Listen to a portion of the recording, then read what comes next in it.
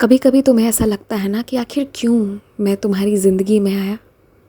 इसलिए ताकि तुम्हारी ज़िंदगी अच्छी हो जाए, या फिर इसलिए कि तुम परेशानी के दौर से गुज़र रहे थे, या तुम्हें संभालना था, वगैरह वगैरह।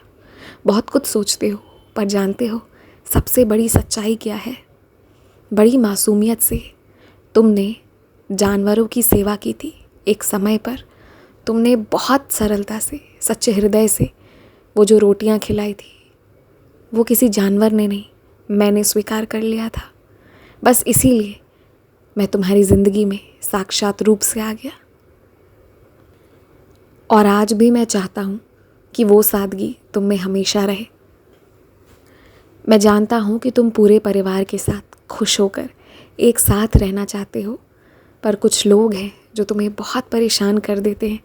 इतना मानसिक तनाव कि वो तुम्हारे बर्दाश्त के बाहर हो जाता है।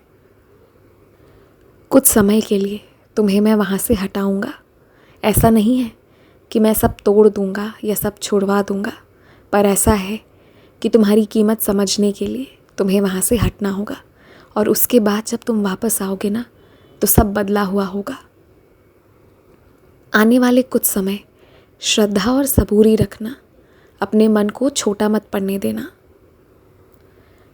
तुम मुझे जब जब पुकारते हो, मैं किसी ना किसी रूप में आकर तुम्हारी सहायता कर देता हूँ। कभी अपने दफ्तर में, तो कभी बाज़ार में, कभी घर पर। जहाँ पुकारते हो मैं वहाँ आ जाता हूँ।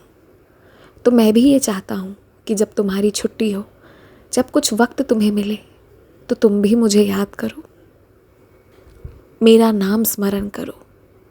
इससे तुम्हें बहुत शांति मिलेगी, बहुत शक्ति मिलेगी। जब मैं तुम्हारे लिए हर पल हाजिर हो सकता हूँ, तो फिर मेरी इच्छा से अपने खाली समय में मुझे याद ज़रूर करना। कभी भी आध्यात्मिक रास्ते से दूर मत होना। यही आध्यात्म ही तुम्हारी शक्ति का कारण बनेगा।